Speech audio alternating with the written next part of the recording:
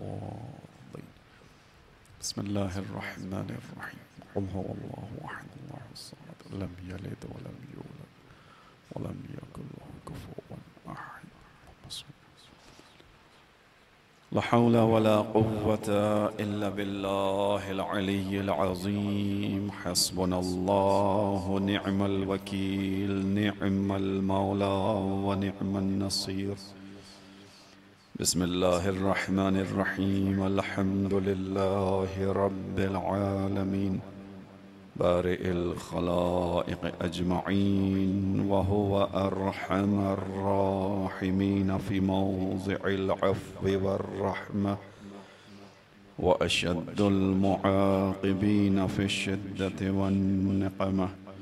ثم الصلاة والسلام والتحية والإكرام على رسوله البشير النذير السراج المنير مولانا ومولى الثقلين جد الحسنين أبي القاسم محمد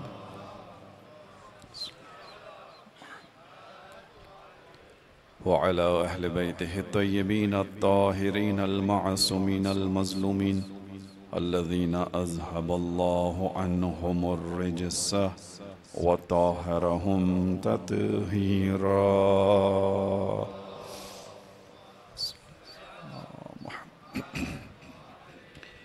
لا سيما قرة عين الرسول الزهراء البتول ومولانا صاحب العصر والزمان. أما بعد، قال الله الحكيم في كتابه الكريم: بسم الله الرحمن الرحيم.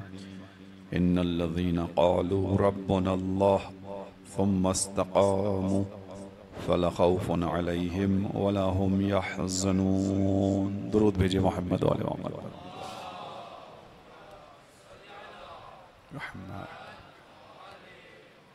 حضرات محترم، خداوند عالم نے ہم انسانوں کو آزمائش امتحان کے لیے خلق کیا. اس آزمائش اور امتحان میں خدا نے ہمیں اختیار دیا، ارادہ دیا، عقل دی، شعور دی، اور اس کے ساتھ اپنے انبیاء کو ہمارا رہنما قرار دیا. انبیاء کے بعد ان کے اوصیاء کا سلسلہ ہے. خدا ہم سے اس مختصر سی زندگی میں اختیار کے ساتھ اس کی جانب سفر کو طلب کرتا ہے. یا ایھا الانسان انک کادح الی ربک کدحا فملاقی. اے انسان، تو اپنے رب کی جانب مسلسل حالت سفر میں ہے اور ایک دن تو اس سے ملاقات کر لے گا. یہ ملاقات یقیناً خوشگوار ہوگی ان کے لیے جنہوں نے اس زندگی میں اس ملاقات کے لیے خود کو آمادہ کیا ہوگا، اور یہ ملاقات یقیناً مشکل ہوگی ان لوگوں کے لیے کہ جنہوں نے اس ملاقات کے لیے خود کو آمادہ نہیں کیا ہوگا. چونکہ اس ملاقات کی ایک خصوصیت ہے. وہ خصوصیت کیا ہے جو سورہ جمعہ میں بیان ہوئی؟ قل ان الموت الذی تفرون منہ، کہہ دیجئے کہ وہ موت جسے تم بھاگتے ہو. عموماً انسان موت سے فرار اختیار کرتا ہے. قل ان الموت الذی تفرون منہ، اے حبیب ان سے کہیے وہ موت جسے تم فرار اختیار کرتے ہو، ملاقیکم، وہ تم سے ملے گی، آ لے گی، تمہارے پاس آ جائے گی. ثم تردون الی عالم الغیب والشہادہ. میں نے کہا تھا کہ کچھ لوگوں کے لیے موت خوشگوار ہوگی، کچھ کے لیے اذیت کا سبب بنے گی. اس کی وجہ یہ اگلا ٹکڑا ہے. جب موت آئے گی تو کیا ہوگا؟ فنا ہو جاؤ گے، ختم ہو جاؤ گے، وجود مٹ جائے گا، ہستی نابود ہو جائے گی؟ نہیں. ثم تردون الی عالم الغیب والشہادہ، پھر تم کو اس کی بارگاہ میں پلٹا دیا جائے گا جس کے سامنے تمہارا ہر عمل موجود ہوگا، جو ہر چیز کا جاننے والا ہے. عالم الغیب والشہادہ، جو لوگوں کی نگاہوں سے چھپا ہوا تھا مگر اس کے لیے وہ چھپا ہوا نہیں تھا. جو لوگوں کے سامنے تھا وہ بھی اس کے سامنے. اگر یہاں تک کی بات ہوتی تب بھی مسئلہ نہیں تھا. ٹھیک ہے، ہم مر گئے، مرنے کے بعد اس کی بارگاہ میں پلٹائے جائیں گے کہ جو سب کچھ جانتا ہے. وہ ارحم الراحمین ہے، وہ محبت کرنے والا ہے. اگلا جو ٹکڑا ہے وہ زیادہ خطرناک ہے. فَيُنَبِّئُكُمْ، اور جب تم اس کے سامنے کھڑے ہوگے، فَيُنَبِّئُكُمْ، پس وہ تم کو بتائے گا، خبر دے گا، بِمَا كُنْتُمْ تَعْمَلُونَ، جو کچھ بھی تم اس دنیا میں کر کے گئے ہو. یہ چیز جو ہے وہ انسان کے رونگٹے کھڑے کرتی ہے کہ میں تو ایک کام کو کرنے کے بعد سوچتا ہوں ختم ہو گیا، لیکن خدا بند عالم کی آیت بتا رہی ہے کہ کوئی بھی کام اس دنیا میں میرا ختم نہیں ہوا. سورہ زلزال کے اندر تو اور وضاحت کے ساتھ ہے وَمَن يَعْمَلْ مِثْقَالَ ذَرَّةٍ خَيْرًا يَرَهُ، جس کسی نے ذرہ برابر کے مطابق بھی اچھائی کی ہوگی اسے دیکھے گا. وَمَن يَعْمَلْ مِثْقَالَ ذَرَّةٍ شَرًّا يَرَهُ، جس نے ذرہ برابر ڈاٹ کے برابر بھی برائی کی ہوگی اسے دیکھے گا. رسول اللہ صلی اللہ علیہ وآلہ وسلم کی خدمت میں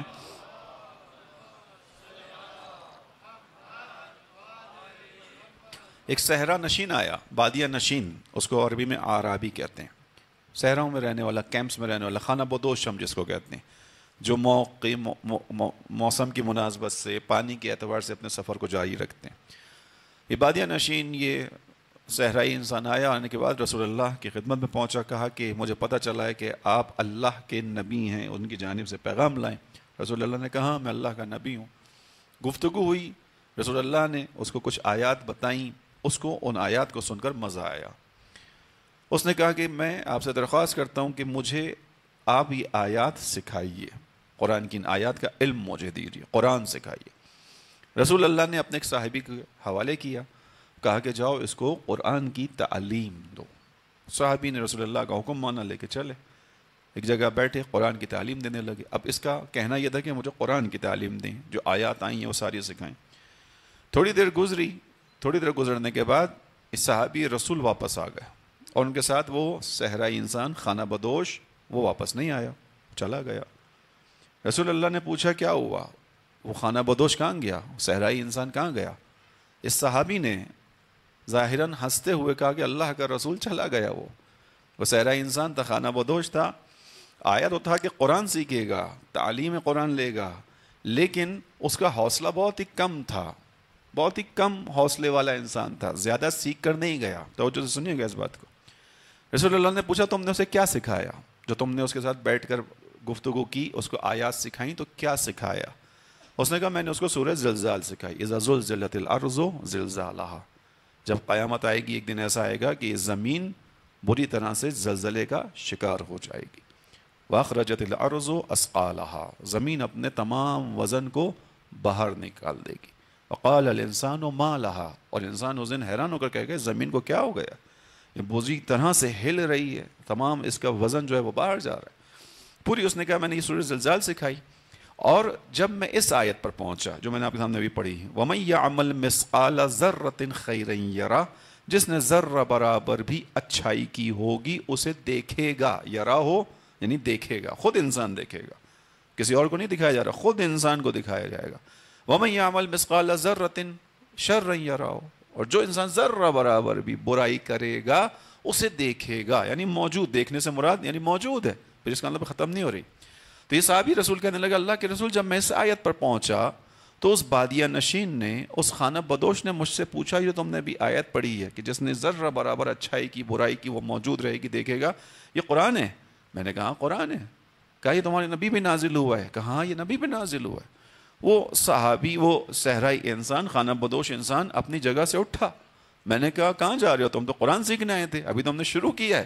اس نے کہا اگر یہ آیت اللہ کی طرف سے نازل ہوئی ہے مجھے اس کے بعد مزید کچھ سیکھنے کی ضرورت نہیں رہی، مجھے اس کے بعد کچھ نہیں سیکھنا. کیوں؟ کیونکہ اس نے مجھے زندگی کا فلسفہ بتا دیا کہ میں زندگی میں ذرہ برابر اچھائی بھی کروں گا تو وہ موجود بھی رہے گی، مجھے قیامت میں دی بھی جائے گی. میں دنیا میں ذرہ برابر برائی کروں گا تو وہ موجود رہے گی، وہ آخرت میں مجھے دکھائی جائے گی، دی جائے گی. اس کا مطلب ہے کہ میرا ہر عمل، میرا ہر لمحہ کسی کی بارگاہ میں ضبط ہو رہا ہے. توجہ کیجئے گا. اب یہ صحابی ہنسا کہ اللہ کے رسول بڑا کم حوصلہ آدمی تھا، یہ آیا تو قرآن سیکھنے تھا، آیا تو کہ تعلیم حاصل کرے گا. اب اللہ کے رسول کا جملہ سیکھنی ہے. اللہ کے رسول نے کہا جس کو تم کم حوصلہ کہہ رہے ہو قد رجع فقیحا، وہ اسی ایک آیت پر ایمان رکھنے کے بعد جو پلٹا ہے تو وہ جاہل نہیں رہا، وہ فقیح بن کر لوٹا ہے. اس ایک آیت نے اس کو فقیح بنا دیا. فقیح کس کو کہتے ہیں عزیزوں؟ جو دین کے اندر اسلام کے احکام کو قرآن، خدا، رسول، حدیث سے مطابق سمجھ سکے، یعنی اپنے فریضے کو سمجھ سکے، اسے فقیح کہا جاتا ہے. فقیح رسول اللہ کہہ رہے ہیں قد رجع فقیحا. تم جس کو کم حوصلہ کہہ رہے ہو وہ کم حوصلہ نہیں ہے، وہ انتہائی عقل مند انسان تھا.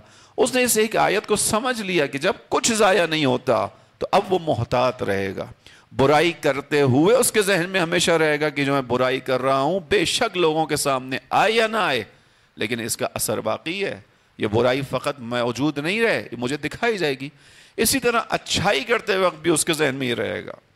بس توجہ کیجئے گا, ہمارا بعض اوقات اپنے کاموں میں, اچھے کاموں میں پیچھے ہٹتے ہیں. کیوں پیچھے ہٹتے ہیں؟ نتیجہ نہیں ملتا. کیوں پیچھے ہٹتے ہیں؟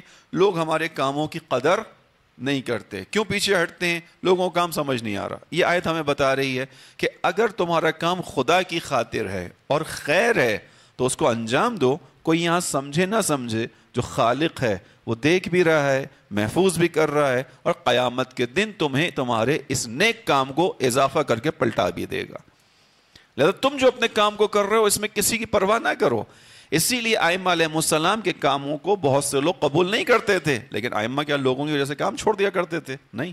امام علی کے بارے میں بیان کیا جاتا ہے وَلَمْ تَأْخُذْكَ فِي اللَّهِ لَوْمَةَ اللَّائِمِ, آپ خدا کی راہ میں جو کام کرتے تھے لوگوں کی ملامت کرنے سے پیچھے نہیں ہٹتے تھے کہ لوگ پسند کر رہے ہیں کہ نہیں کر رہے, لوگ صحیح سمجھ رہے ہیں کہ نہیں سمجھ رہے, لوگوں کو سمجھ میں آ رہا ہے کہ نہیں آ رہا. آپ اپنا کام کرتے تھے خدا کی خاطر. بس توجہ رکھیے گا. لہذا یہ جو خداوند عالم نے ہمیں اور آپ کو بھیجا, اس لیے بھیجا کہ ہم اس دنیا کے اندر اپنے اختیار کے ساتھ اس دنیا کی آمادگی کر کے جائیں, اور اس کے اندر ہم جب اس دنیا میں آئیں تو ہمیں یقیناً ایمان کے ساتھ ساتھ استقامت دکھانی ہوگی. جو کل میں نے بحث شروع کی تھی, آج ہمارا آخری دن ہے یہاں کا, اور بحث ہماری آج انشاءاللہ ختم ہو جائے گی. استقامت یعنی ثابت قدمی. اور کل میں نے بات آپ کے سامنے بیان کی تھی کہ استقامت ایک لفظ رائج ہمارے یہاں کسی ظلم کے مقابلے پہ کھڑے ہونے کے لیے, رائج لفظ کسی ظالم کا مقابلہ کرنے کے لیے, دھونس دھمکی برداشت کرنے کے لیے, وہ رائج معنی ہے, وہ بھی صحیح ہے. لیکن استقامت فقط یہ نہیں تھا. کل جو بات ہماری ہوئی تھی اپنی ویلیوز پر باقی رہنا, اپنی اقدار پر باقی رہنا, اپنے کردار کی بلندی کو اس وقت کہ جب ہر شخص اپنے کردار کو پستی کی طرف لے کر جا رہا ہو, اپنے کردار کو بلندی پر باقی رکھنے کا نام بھی استقامت ہے. اس کے لیے آپ کے سامنے مثالیں پیش کی تھی. حضرت آسیہ زن فرعون کے, جس کو خدا نے نمونہ عمل قرار دیا سب کے لیے. خوب عزیزان, پس یہ جو خداوند عالم ہم سے امتحان اور آزمائش لے رہا ہے, توجہ کیجئے گا, یہ خدا آزمائش کیوں لے رہا ہے؟ خداوند عالم امتحان میں کیوں ڈال رہا ہے؟ خدا ہمیں امتحان میں کمال تک پہنچانے کے لیے ڈال رہا ہے. خدا ہمیں امتحان میں کیا اس لیے ڈال رہا ہے کہ خدا کی جنت چھوٹی ہے اور اس کو بہرحال اتنے اربوں انسانوں میں سے سلیکشن کرنی ہے کہ بھئی یہ اتنے سارے انسانوں کو میں نے بنا کے دنیا میں تو بھیج دیا ہے, اب میری جنت تو چھوٹی ہے, اگر یہ سب کے سب نیک ہو کر آ گئے تو میں کہاں رکھوں گا؟ ایسا تو نہیں ہے خدا کی بارگاہ میں. خداوند عالم انسانوں کو جنت کے مرحلے سے یعنی اچھائی آگے بڑھنے کے مرحلے سے گرانے کے لیے امتحان نہیں لے رہا. خداوند عالم انسانوں کو کمال تک پہنچانے کے لیے امتحان لے رہا ہے. اس پر آیت سن لیجیے. خداوند عالم وہ ہے کہ جو حتیٰ فرعون جیسے شخص کو بھی نہیں چاہتا کہ وہ اس کے ہاتھ سے نکل کر جائے. توجہ سے سنیے گا آیت. یہ میں اس بات پہ دلیل دے رہا ہوں کہ خدا جو ہمیں آزمائش میں ڈال رہا ہے اس لیے نہیں کہ اس کے یہاں کمی ہے, نعمتوں کی کمی ہے, جنت چھوٹی پڑ گئی ہے, زیادہ جنت چھوٹی پڑ گئی تو وہ سلیکشن پہ آ گیا کہ بس کچھ لوگوں کو سلیکٹ کرنا ہے, ان کو جنت میں لے کے جانا ہے. نہیں, جنت کے بارے میں قرآن کی آیت ہے کہ اس کا عرض اتنا ہے کہ زمین و آسمان کو ملاؤ تو اس سے زیادہ جنت وسیع و عریض ہے. پھر یہ امتحان کیوں ہے؟ تاکہ انسان کمال تک پہنچے. وہ خدا گرانے کے لیے نہیں لے رہا ہے امتحان, وہ خدا اٹھانے کے لیے, بلندی کے لیے امتحان لے رہا ہے. اس کی دلیل وہ قرآن کی آیت میں پیش کر رہا ہوں کہ خداوند عالم نے حضرت موسیٰ اور حضرت ہارون کو بھیجا. کہاں بھیجا؟ فرعون کی طرف. خداوند عالم نے ان دونوں کو بھیجا, اور اب جب بھیج رہا ہے تو توجہ کیجئے گا کس کی طرف بھیج رہا ہے؟ فرعون کی طرف. فرعون کون ہے؟ قاتل, نفسوں کا قاتل, بچوں کا قاتل, فسادی. تمام آیات اس کے بارے میں برا اس کو خداوند عالم نے کہا, فسادی کہا, اس کو جو ہے طغیان کرنے والا کہا. اس نے خدا کے مقابلے میں نعرہ لگایا انا ربکم الاعلی, میں تمہارا برتر تربیت کرنے والا ہوں, میں تمہارا بہترین تربیت کرنے والا ہوں, تو میرے دسترخوان پر آؤ. کہاں؟ خدا کی طرف جا رہے ہو, موسیٰ کی طرف. ایسے شخص کی طرف بھیجتے ہوئے خداوند عالم کو حضرت موسیٰ کو کیا کہنا چاہیے تھا؟ ہمارا آپ اگر ہوں تو ہم کیا سوچیں گے, کیا کرنا چاہیے تھا؟ موسیٰ جب جا رہے ہو فرعون کی طرف تو دیکھو فرعون نے ہزاروں بچوں کو قتل کروا دیا, بے گناہ نوزاد بچوں کو قتل کروا دیا. اس نے بنی اسرائیل کو اپنی قید میں رکھا ہوا ہے. اس نے بنی اسرائیل کے لوگوں کو قیدی بنایا ہوا ہے، ان پر ظلم کرتا ہے، ان پر ستم کرتا ہے، ان کی زمینوں پر قبضہ کیا ہوا ہے. لہذا موسیٰ جب پہنچو فرعون کے پاس تو اس کے ساتھ سختی سے پیش آنا. ہمارا تصور تو یہی ہے نا کہ خدا کو ایسا کرنا چاہیے تھا، حق تھا. اگر خدا ایسا حکم دیتا حضرت موسیٰ کو تو حق تھا. فرعون نے جو کیا وہ قابل تحمل نہیں ہے. ایک بچہ دو بچہ نہیں، ہزاروں بچوں کو، کتنے اس علاقے میں لڑکے پیدا ہوئے سب کو مروایا، کتنوں کا قاتل ہے. لیکن خداوند عالم کیا کہہ رہا ہے؟ خداوند عالم کا لہجہ کیا ہے؟ موسیٰ و ہارون سے کیا کہہ رہا ہے؟ خدا حضرت موسیٰ اور ہارون سے کہہ رہا ہے اذهبا الی فرعون، تم دونوں جاؤ فرعون کی طرف. انہ طغی، اس نے طغیان کیا ہے، سرکشی کی ہے. وہ جو فرعون ہے وہ مقابلے پر آ گیا، میرے مقابلے پر کھڑا ہو گیا، بنی اسرائیل کو قیدی بنا لیا. خوب اب جب جاؤ تو کیا کرو؟ لیکن ایک نصیحت خداوند عالم کر رہا ہے اذهبا الی فرعون انہ طغی وقولا له قولا لینا. لیکن اے موسیٰ ہارون، میری طرف سے جا رہے ہو، میری نمائندگی میں جا رہے ہو، میرے جانشین بن کے جا رہے ہو، تو میں تمہیں بتا رہا ہوں کہ اس سے پیش کیسے آؤ. میں نے کہا ہمارا تصور ہے کہ خدا کہے گا سختی سے پیش آنا. خدا کہہ رہا ہے نہیں، وقول اللہ قولا لینا. اے موسیٰ اور ہارون جب فرعون کے سامنے پہنچو تو اس کے ساتھ انتہائی نرم لہجے میں بات کرنا، انتہائی نرم لہجے میں بات کرنا. وقول اللہ قولا لینا. توجہ کیا آپ نے؟ خدا کس کے مقابلے میں بھیجنے کو کہہ رہا ہے؟ فرعون، فاسق، فاجر، ظالم، غاصب، قاتل. لیکن ان کے مقابلے میں بھیجتے ہوئے بھی خدا کہہ رہا ہے فقول اللہ قولا لینا. اس کے پاس جا کے بہت ہی ملائم لہجہ رکھنا. پروردگار کیوں؟ لعلہ یتذکر او یخشی، شاید تمہارے لہجے کی نرمی دیکھ کر فرعون کے دل میں میری خشیت جاگ جائے. شاید تمہارا نرم لہجہ فرعون کو میری محبتوں کی جانب متوجہ کر لے، شاید اس کو خیال آ جائے. میں اب یہاں پہ خداوند عالم کو بارے الہ، اتنے بچوں کے قاتل کو بھی تو اپنی بارگاہ میں قبول کرے گا؟ خدا کہہ رہا ہے ہاں میں قبول کروں گا. ان رحمتی وسعت کل شیء، تم میری رحمت سے سوال نہ کرو، میری رحمت ہر شے پر حاوی ہے. میں خدا سے کہوں گا پروردگار پھر ان ماؤں کا کیا ہوگا جن کے بچوں کو فرعون نے مارا ہے؟ خدا جواب دے گا تم ان کا معاملہ میرے اوپر چھوڑو، ان ماؤں کو آخرت میں راضی کرنا میرا کام ہے. مجھے پتہ ہے ان ماؤں کو کیسے راضی کروں گا، ان ماؤں کو کیا اجر دوں گا. لیکن میں خداوند عالم سے کوئی پوچھے خدا اس فرعون کو بھی تو جانے نہیں دینا چاہتا؟ خدا کہے گا نہیں، اگر یہ ابھی بھی آنا چاہتا ہے اتنے فساد، ظلم، ستم کے باوجود، میں خدا وہ ہوں جو اسے قبول کرنے پہ تیار ہوں. توجہ کیا آپ نے؟ اس کا مطلب جو میں آپ سے کہہ رہا تھا کہ خدا جو امتحان میں مجھے اور آپ کو ڈال رہا ہے گرانے کے لیے نہیں ڈال رہا، اس لیے نہیں ڈال رہا کہ خدا کی یہاں کمی ہو گئی، جنت چھوٹی پڑ گئی. خدا اس آزمائش کے ذریعے سے میرے اور آپ کے درجے کو بلند کر رہا ہے. بس اسی سے ایک نقطہ لے لوں، اگر خدا فرعون کے مقابلے میں بھیج رہا ہے موسیٰ اور ہارون کو اور کہہ رہا ہے اس کے ساتھ ملائم لہجے سے پیش آنا، تو میں یہاں اپنے بزرگوں سے کہوں گا کہ اپنے بچوں کے ساتھ شفقت سے پیش آنا ہے. اگر انہیں دین کی دعوت دینی ہے تو احترام کے ساتھ. خدا فرعون کے مقابلے میں کہہ رہا ہے کہ احترام سے پیش آنا. اے میرے نبیوں، دونوں نبی ہیں خدا کے، موسیٰ بھی ہارون بھی، اے میرے نبیوں جب جاؤ اس کے پاس، ہاں ٹھیک ہے وہ قاتل ہے، سب کچھ ہے، مجھے پتہ ہے کیا ہے، لیکن تم جا کر اس سے آرام سے بات کرنا، نرمی سے بات کرنا، پیار سے بات کرنا، محبت سے بات کرنا. شاید تمہارے لہجے کی نرمی اس کو میری طرف متوجہ کر دے. یہ خدا رحمان ہے. درود پڑھی محمد والے محمد.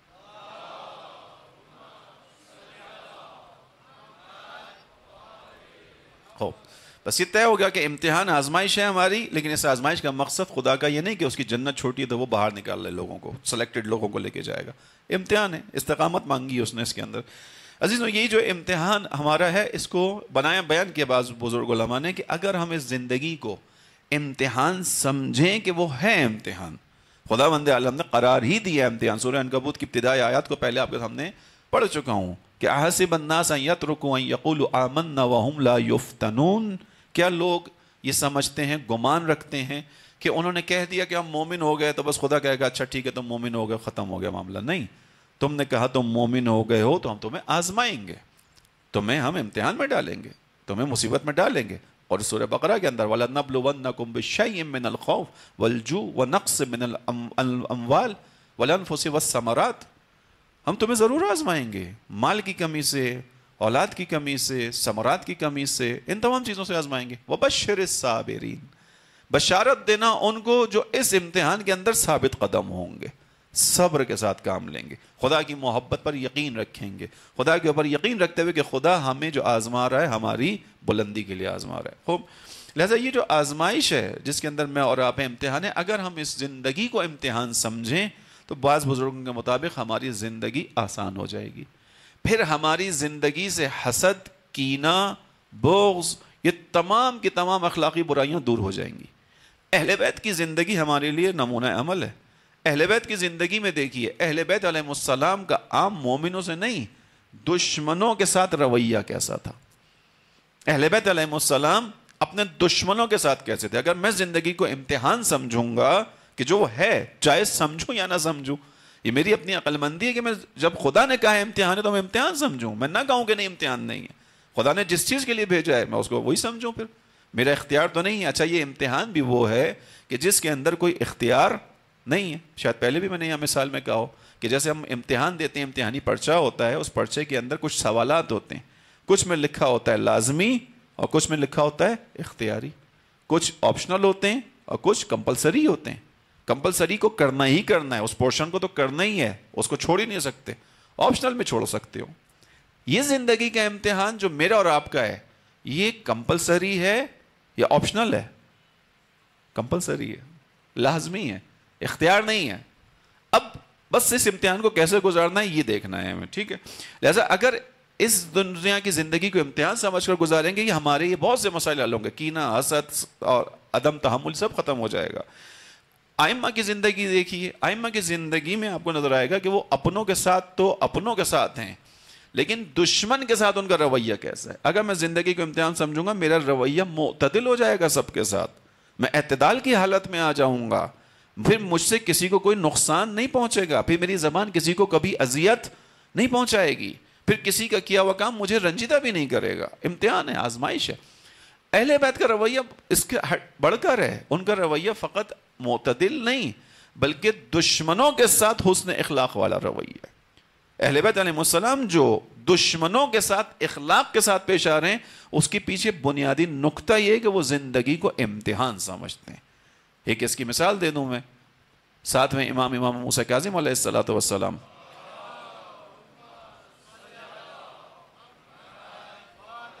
مسجد میں بیٹھے ہوئے ہیں، وہاں اصحاب امام بھی امام کے ساتھ ساتھ بیٹھے ہوئے ہیں۔ ایک شخص آتا ہے جو امام کا شدید مخالف ہے، شدت کے ساتھ مخالف ہے، اتنا مخالف ہے کہ آنے کے بعد جب امام کی طرف اس کی نگاہ پڑتی ہے تو امام کو برا بھلا کہنا شروع کر دیتا ہے۔ توجہ کیجئے گا، امام کو برا بھلا کہنا شروع کر دیتا ہے، اچھے الفاظ استعمال نہیں کرتا امام کے لیے۔ امام کے ساتھ جو لوگ بیٹھے ہوتے ہیں ان کو طیش آتا ہے، غصہ آتا ہے، آنا بھی چاہیے، امامت کا حق یہی ہے۔ آپ کے سامنے اگر امام وقت پر کوئی بات کرے تو آپ کو غصہ آنا چاہیے۔ وہ سلمان کی مثال انشاءاللہ آپ کے ذہنوں میں ہوگی، جو میں نے کہا تھا کہ سلمان کی حمایت نہ کرنے پر ایک مومن پہ عذاب آیا تھا۔ تو جو ائمہ ہیں یقیناً ان کی حمایت تو واجب ہے، اوجب ہے، لیکن بہرحال امام کے ساتھ بیٹھیں، اب یہ چاہتے ہیں کہ اس کے بارے میں کچھ کریں تو امام ہاتھ روک لیتے ہیں، رک جاؤ، بیٹھ جاؤ۔ یہ شخص اپنا بھڑاس نکال کر چلا جاتا ہے۔ امام اپنی سواری پر سوار ہوتے ہیں، اپنے اصحاب سے کہتے ہیں بیٹھو، چلے جاتے ہیں سواری پر سوار ہو کر۔ یہ کھیت میں کام کر رہا ہوتا ہے، جب کھیت میں کام کرتا ہوا امام اس کو دیکھتے ہیں تو اس کی طرف اپنی سواری کا رخ موڑ دیتے ہیں۔ اب امام سواری پر سوار ہیں، اس کے کھیت میں داخل ہوئے، وہ پہلے ہی بکس کے اندر آگ بگولا ہوا ہے، پہلے ہی بکس کے اندر اس کے دل کے اندر امام کا احترام نہیں ہے۔ اب جب وہ دیکھتا ہے کہ یہ تو کھیت میں اپنی سواری کے ساتھ آ رہے ہیں، وہیں سے چلاتا ہے کہ میرے کھیت کو برباد نہ کرو، میرے کھیت کو خراب نہ کرو، میں محنت کر کے یہاں پہ فصل لگا رہا ہوں۔ امام نہیں سنتے، آگے بڑھتے چلے جاتے ہیں، اس کے پاس پہنچ کر اتر جاتے ہیں، وہ غصے میں کھڑا ہوتا ہے۔ امام اس سے کہتے ہیں کہ یہ بتا کہ یہ جو تو نے فصل لگائی ہے اس پہ کتنا خرچہ کیا ہے؟ اب وہ مثال، مجھے ایگزیکٹلی فیگرز تو یاد نہیں ہے، مثال بیان کروں گا۔ مثلا اس نے کہا کہ میں نے اس پہ 300 درہم لگائیں۔ امام کہتے ہیں اچھا یہ بتا کتنے کی امید رکھتا ہے کہ تجھے اس سے حاصل ہو جائے گا؟ مجھے علم غیب تھوڑی ہے، مجھے کیا پتا۔ کہتے ہیں پھر بھی ایک توقع ہوتی ہے، انسان کام کرتا ہے، انویسٹمنٹ کرتا ہے، توقع رکھتا ہے کہ اتنا پروفٹ ہوگا، اتنا فائدہ ہوگا۔ اس نے کہا تقریباً اتنا ہی ہو جائے گا۔ کہا ٹھیک ہے، 300 تو نے لگائیں درہم، 300 کی امید ہے یعنی 600 ملیں گے۔ کہتا ہے ہاں۔ امام اپنے پاس سے 1000 درہم کی تھیلی نکالتے ہیں، درہم کی تھیلی نکال کر اس کے ہاتھ پر رکھتے ہیں، کہتے ہیں فصل کے پیسے بھی تیرے، اس کا پروفٹ بھی تیرا، اضافی بھی تیرا، اور جو باتیں تو میرے بارے میں کر کے آیا ہے اگر وہ باتیں میرے اندر موجود ہیں تو خدا سے دعا کر کے خدا مجھے بخش دے، اور اگر وہ باتیں میرے اندر موجود نہیں ہیں تو میں تجھے بخش کے واپس جا رہا ہوں. یہ کہہ کر امام سواری پر بیٹھے واپس آ گئے. اب واپس آئے, اصحاب کے درمیان آ کر بیٹھے, تھوڑی دیر گزری, وہی شخص دروازے سے روتا پیٹتا ہوا آیا, امام کے قدموں پہ سر رکھ کر رونے لگا. کہنے لگا میں معذرت چاہتا ہوں, میں شرمندہ ہوں, مجھے نہیں پتا تھا کہ میں کس کی مخالفت کر رہا ہوں. اللہ اعلم حیث یجعل رسالتہ, خدا ہی جانتا ہے کہ زمین پر اپنی نمائندگی کس کو عطا کرنی. درود پڑھے محمد وعلی محمد.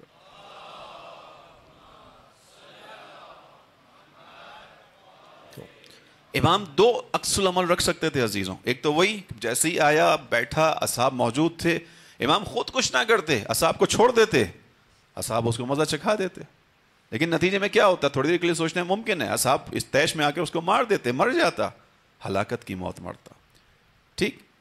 لیکن جب امام گئے اور امام نے اپنا یہ عکس العمل اس کے ساتھ دکھایا, اب جو وہ واپس امام کے پاس آیا ہے, امام کے اس عمل نے اس کی جان بھی بچائی, اس کا ایمان بھی بچایا. یہ امامت کا طرز عمل ہے.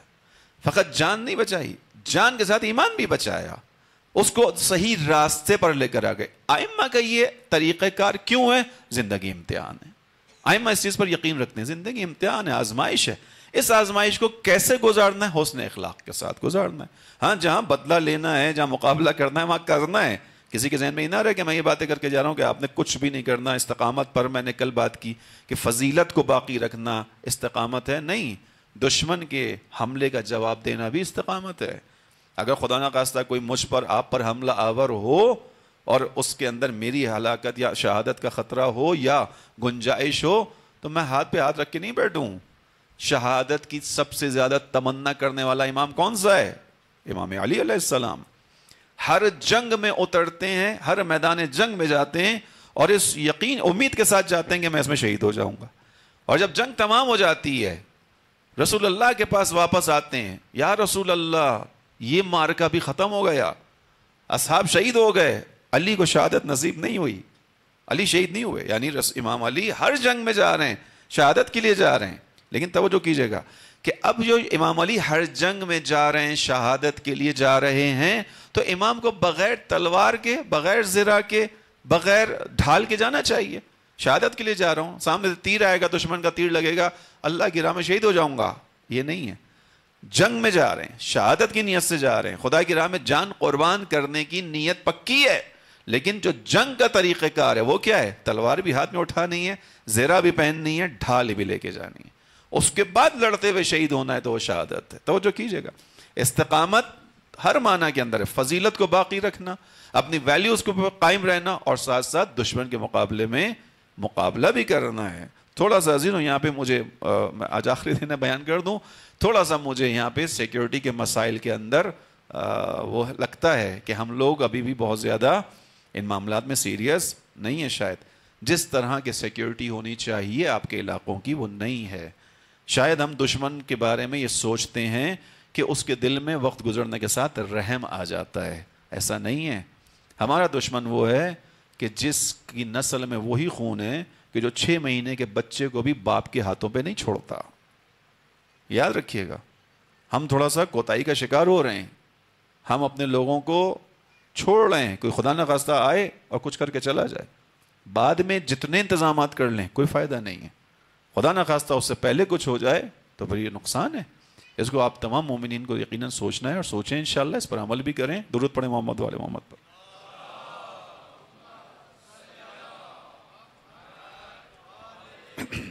استقامت یعنی انسان جو ہے وہ اپنی ویلیوز پر بھی باقی رہے, امتحان سمجھے اس دنیا کو.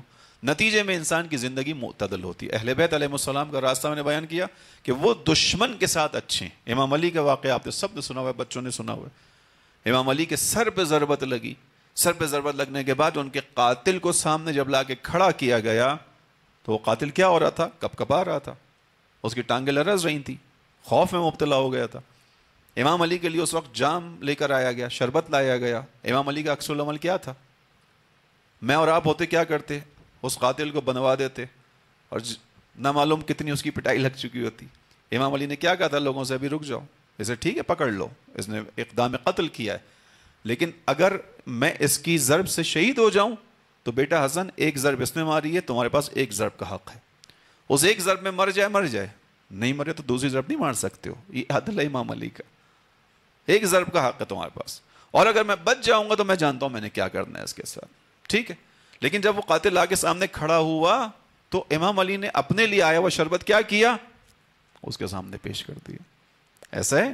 یہ کیوں ہے؟ اس لیے کہ زندگی امتحان ہے. اب جب امتحان ہے تو اس امتحان کو کیسا دینا ہے؟ انتہائی خوبصورت دینا ہے. انتہائی خوبصورت کیا ہوگا؟ لوگوں کے ساتھ یا تمہارے ہمدرد ہوں گے یا دشمن، تو ہمدردوں کے ساتھ تو جو کرنا ہے کرو، دشمن کے ساتھ بھی نیکی کر کے جاؤ تاکہ خداوند عالم تمہارے اس صبر پر تمہیں بہترین جزا عطا کرے.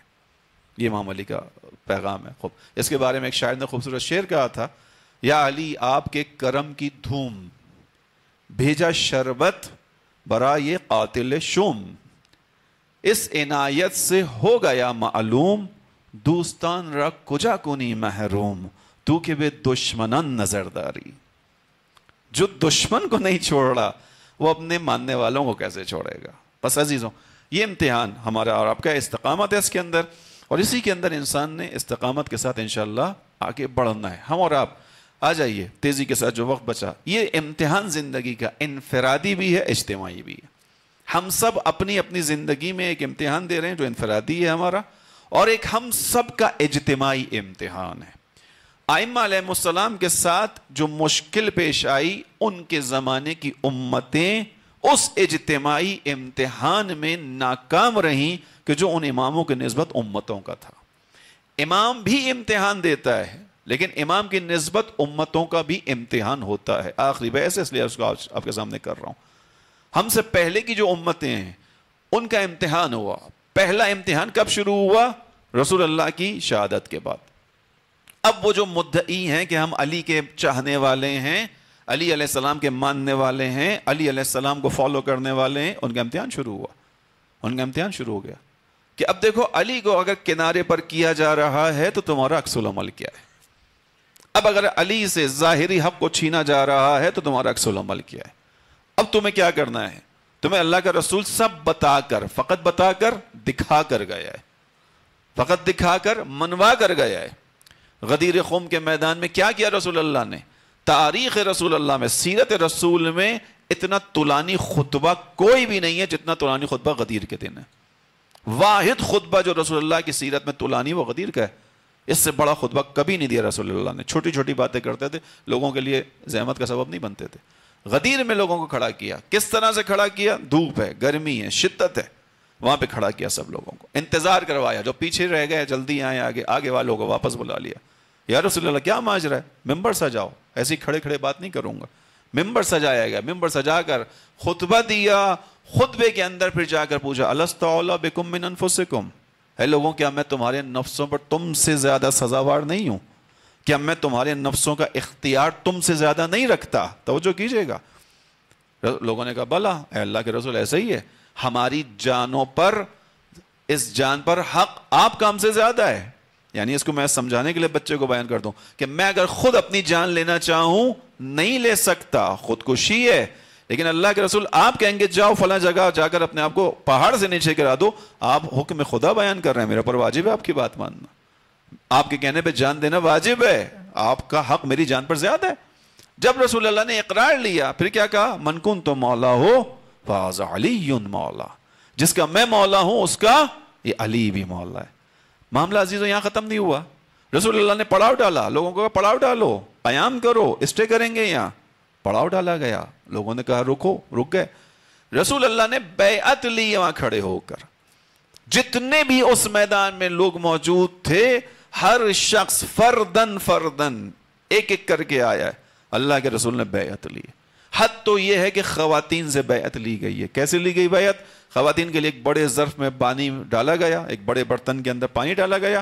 ایک طرف امام علی بیٹھے ہوئے ہیں، ان کا ہاتھ پانی کے اندر، دوسری طرف خاتون آتی جا رہی ہے، پانی میں ہاتھ رکھ کر اعلان کرتی جا رہی ہے میں اقرار کرتی ہوں اللہ کی وحدانیت کا، محمد کی نبوت کا، علی کی ولایت کا.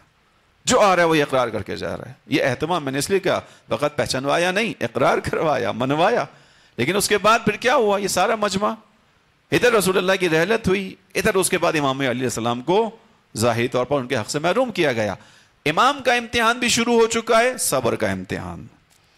اس بے رخی پر امام کی استقامت کا امتحان. امام بھی امتحان دے رہا ہے, لیکن امام سے زیادہ امتحان امت کا ہے کہ دیکھو جب پہچانوا دیا تھا, بتا دیا تھا, کہہ کے گئے تھے, ایک دفعہ نہیں کئی دفعہ بتایا, کئی چیزیں علی کے بارے میں بیان ہوئی. علی منی بمنزلۃ ہارون من موسیٰ الا انہ لا نبی بعدی. یہ بھی بتا دیا تھا کہ علی کی میری نسبت وہی پہچان ہے کہ جو ہارون کو موسیٰ سے تھی, بس میرے بعد کوئی نبی نہیں ہے. نبی نہیں ہے لیکن ہارون ہادی بھی تھے, تو علی ہادی امت تو ہے, بعنوان ہادی تو علی کے پیچھے پیچھے چلنا. دیکھو میں یہ بتا کے گیا تھا تمہارے سب کے سامنے, میں نے عمار کو نصیحت کی تھی, عمار میں تمہیں ایک وصیت اور نصیحت کر رہا ہوں. جی یا رسول اللہ, کیا وصیت ہے؟ عمار اگر تم دیکھو کہ پوری دنیا کسی ایک سمت میں جا رہی ہو اور علی اکیلا دوسری سمت میں جا رہا ہو, عمار تمہیں رسول کی نصیحت ہے, سارے لوگوں کو چھوڑ کر علی کے پیچھے چلے جانا. ایک چیز نہیں ہے, کتنی چیزیں, کتنی جگہوں پر رسول اللہ نے پہچان کروائی. امت کا امتحان شروع ہوا, امت اس امتحان میں ناکام ہوئی. نتیجہ کیا ہوا؟ در جناب فاطمہ جلنا شروع ہو گیا. امت کے امتحان میں ناکامی. نتیجہ کیا ہوا؟ علی مرتضیٰ کے ہاتھوں میں رسی آ گئی. توجہ کیا آپ نے؟ امتحان, میں نے کہا ہم تو آئے امتحان دینے کے لیے. انفرادی اور اجتماعی دونوں ہیں. انفرادی میں صبح نماز فجر پہ اٹھنا امتحان دینا ہے, صبح نماز فجر پڑھنی امتحان دینا ہے, ماہ رمضان میں روزہ رکھنا امتحان دینا ہے, روزانہ کی 17 رکعت نماز پڑھنی امتحان دینا ہے. پیسے کی محبت دل میں ہے, لیکن یہ سوچتے ہوئے کہ جس خدا نے دیا ہے اسی نے امام کا حق بھی اس پیسے میں رکھا ہے, اور وہ پیسے میں حق اس لیے رکھا ہے تاکہ میرے مال کو خدا پاکیزگی عطا کر سکے, تاکہ میں زمانے کے امام کا حق خمس کے نام پر نکالوں, تو پھر اس کے بعد جو لقمہ اپنے بچے کو کھلاؤں تو حلال لقمہ ہو, اور جب حلال لقمہ کھلاؤں گا تو میرا بچہ گمراہیوں میں گم نہیں ہو پائے گا. خوب, یہ تمام چیزیں امتحان ہیں انسان کے, یہ انفرادی زندگی میں. لیکن امامت کی نسبت, اس ولی خدا کی نسبت, یہ اجتماعی امتحان ہے. توجہ کیجئے گا عزیزوں, ہم اور آپ بھی اس امتحان سے گزر رہے ہیں جیسے کہ ہم سے پہلے والی امتیں گزری ہیں. پہلے والی امتوں نے اس امتحان کو بہت اچھا نہیں دیا. واضح, امام علی کا ساتھ دینے والوں نے دیا یا نہیں دیا؟ نہیں دیا. 25 سال کی امام علی کی خاموشی. امام حسن مجتبی میدان میں آئے, جنگ کرنے آئے. امام حسن کی ابتدا سے نیت صلح نہیں تھی, امام حسن تو میدان میں جنگ کے لیے آئے تھے. لیکن پھر کیا ہوا؟ جب لوگ ساتھ چھوڑ چھوڑ کے جانا شروع ہو گئے, جب پیسے کی محبت امام کی ولایت و محبت پر غالب آ گئی, تو لوگوں نے چھوڑنا شروع کر دیا, چاہنے والے پیچھے سے ہٹ گئے. نتیجہ کیا ہوا؟ امام حسن مجتبی نخیلہ میں زخمی ہوئے. امام حسن مجتبی کے پاؤں پر چاقو سے حملہ کیا گیا, امام زخمی ہو گئے. صلح امام نے کی تاکہ پھر لوگوں کو بچایا جا سکے. امام نے اپنے آپ کو بچانے کے لیے صلح نہیں کی, جو بچے کچھ شیعہ چند بچے تھے ان کو بچانے کے لیے صلح کی. امام حسین علیہ السلام کا ساتھ 72 نے دیا. اس کے بعد پھر آگے آ جائیے, تیزی کے ساتھ چلیے. امتیں امامت کے معاملے میں عزیزوں مشکل کا شکار رہی ہیں. میں اور آپ آج کے دور میں ذمہ دار ہیں اپنے آپ کو دیکھنے کی. ہم اور آپ بے عنوان امت امام زمانہ ہم امتحان کیسا دے رہے ہیں. میں اس کی طرف آؤں گا, چند نکات بیان کروں گا, 5-10 منٹ شاید اوپر لے لوں, آج آخری مجلس ہے. حوصلے سے انشاءاللہ سنیں گے, اس مجلس کو سننے میں بھی استقامت دکھائیے گا. درود پڑھیے محمد والے محمد.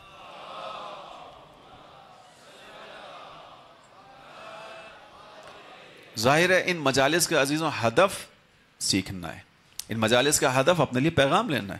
امام حسین علیہ السلام نے اتنا ہمارے لیے شہادتوں کو سامنے رکھا, میدان سجایا, جناب زینب نے اذیتیں تعزیہ نے کوڑے برداشت کیے تاکہ دین صحیح پہنچ جائے ہم تک. تو ہماری ذمہ داری ہے ہم اس ممبر سے صحیح پیغام کو سنیں بھی انشاءاللہ, بیان کرنے والا بیان بھی کرنے کی کوشش کرے. خوب, امتوں کے امتحان چلتے رہے, ناکام رہے. 7ویں امام کا دور آ گیا. اس سے پہلے 5ویں اور 6ٹھے امام کا دور ہے.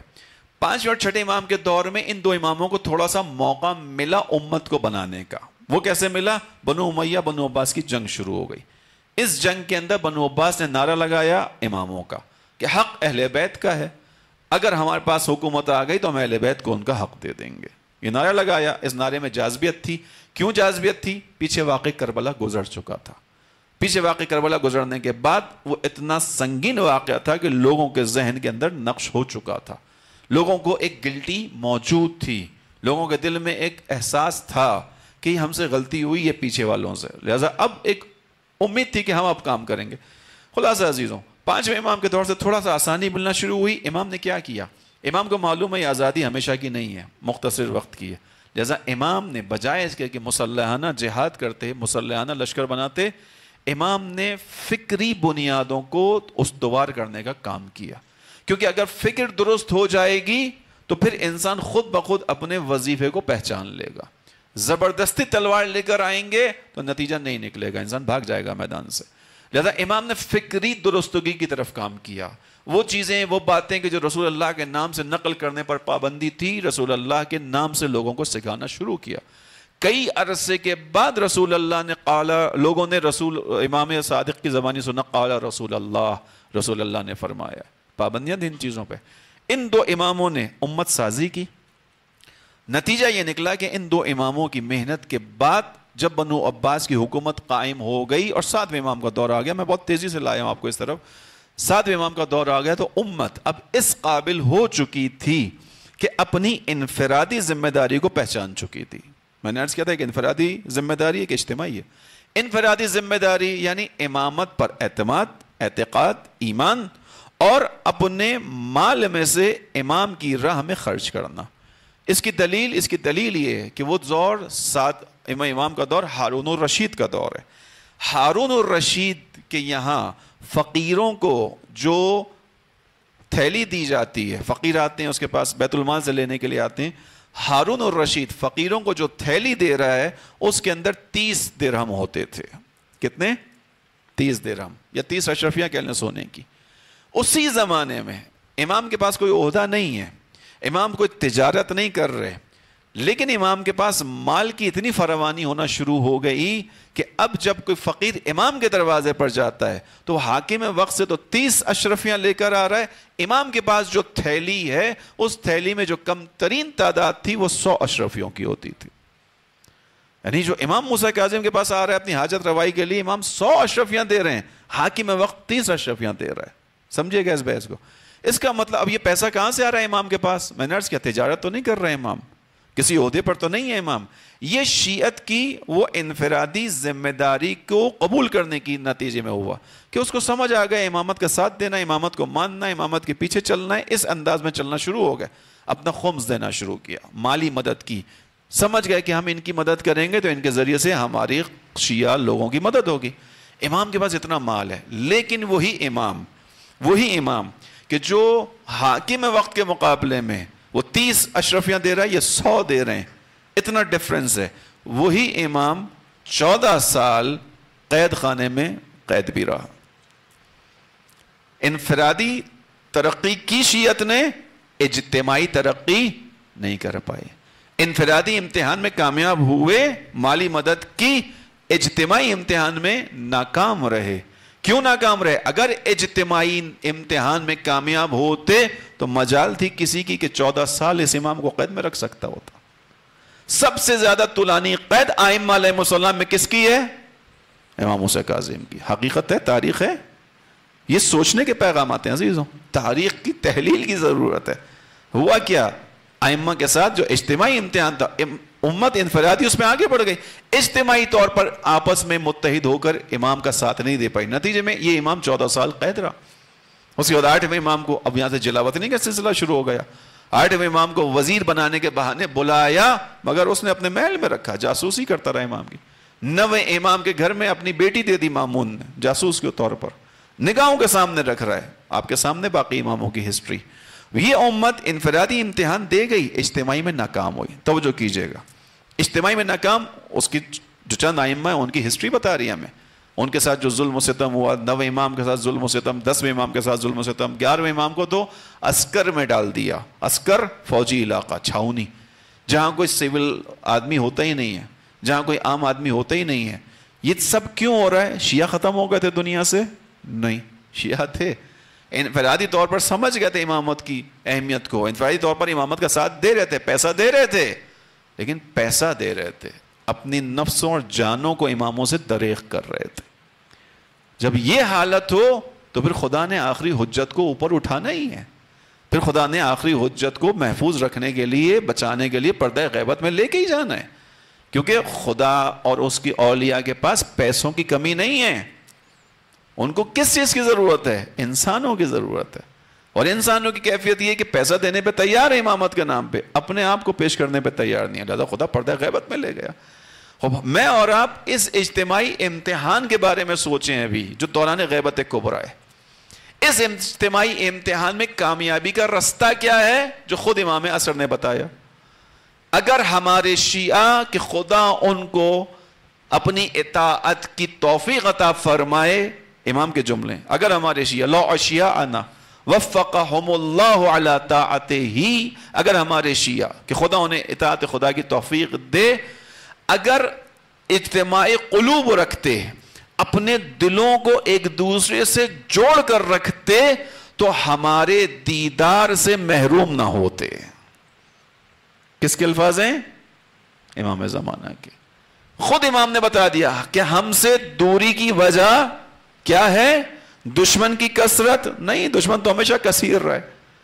اور قرآن کی آیت میں نے آپ کے سامنے پڑھ کے سنائی، کم من فئۃ قلیلۃ غلبت فئۃ کثیرہ باذن اللہ. سنت الہی ہے، قلیل لشکر کثیر پر غالب آئے اللہ کے حکم سے، جو ایمان والا ہوتا ہے. دشمن کی کثرت کی وجہ سے نہیں، دوستوں کی آپس کی اختلاف کی وجہ سے زمانے کا امام پردہ غیبت میں گیا ہے. ماننے والوں کے آپس کے اختلاف کی وجہ سے، یہ متحد نہیں ہیں، ان کے دل ایک جڑ سے جڑے ہوئے نہیں. میں نے عرض نہیں کیا، اس کو کسی بھی عالم سے جا کے پوچھئے، یہ حدیث ہے امام کی، کہ اگر ہمارے شیعوں کے دل اکٹھے ہوتے، دلوں کو اکٹھا ہونا عزیزوں جسموں کے اکٹھے ہونے سے زیادہ ضروری ہوتا ہے. ابھی میں اور آپ اپنے جسموں کو اکٹھا کر کے یہاں بیٹھے ہیں، جسارت نہ سمجھیے گا، لیکن حقائق بیان کرنے کی ضرورت ہے. اس وقت ہم اور آپ جسم اکٹھے کر کے بیٹھے ہوئے ہیں، لیکن ہمارے اور آپ کے دل اکٹھے نہیں ہوئے ابھی تک. امام علی اپنے لوگوں کے بارے میں یہ کہتے ہیں، اے وہ لوگوں کہ جن کے ابدان میرے سامنے موجود ہیں، ارواح مختلف حصوں میں بٹی ہوئی ہیں. مجھے اصل سروکار تمہارے جسم سے نہیں تھا، تمہاری روح سے تھا، تمہارے نفس سے تھا، تمہارے ایمان سے تھا. بس عزیزوں، ہم اور آپ بھی اس اجتماعی امتحان میں کامیاب ہیں یا ناکام، آپ خود دیکھیں، خود فیصلہ کریں، کیونکہ ہر انسان نے اپنے سوال کا جواب خدا کو خود دینا ہے.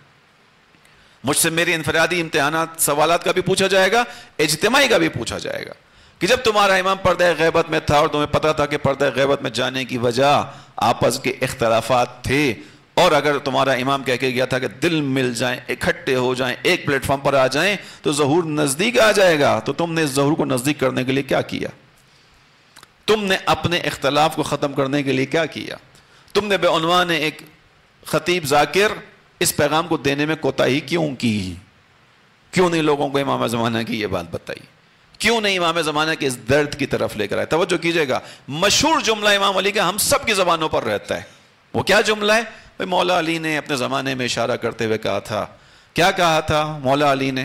امام علی علیہ السلام نے یہی کہا تھا کہ دشمن جو ہے وہ اپنے باطل پر ہونے کے باوجود اکٹھا ہے اور تم حق پر ہونے کے باوجود متفرق ہو. یہ جملے ہم ادا کرتے نہیں کرتے اپنی محفل میں؟ عزیزوں، یہ جملہ امام علی علیہ السلام نے اس لیے ادا کیا تھا کہ میری اور آپ کی زبان پر یہ نقل قول بن کر آگے ٹرانسفر ہوتا رہے، یا اس جملے میں امام علی کا درد چھپا تھا؟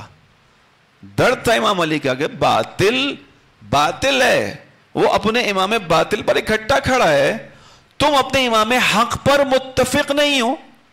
یہ درد تھا امام علی کا. اب آئیے آج کے دور میں ہمارا اور آپ کا متفرق ہونا، اکٹھا نہ ہونا ہمارے لیے مشکلات کا سبب بنتا ہے. ابھی کل ہی آپ کے خلاف ایک نئی سازش ہو گئی پاکستان کے اندر. سینٹ کے اندر ایک بل پاس ہو گیا. سینٹ کے اندر اس بل کے اندر جو پاس ہوا، اس کے اندر کیا پاس ہو گیا؟ تحفظ ناموس صحابہ کے عنوان سے، تحفظ ناموس اہل بیت کے عنوان سے. اس کے اندر اب کیا کیا جائے گا؟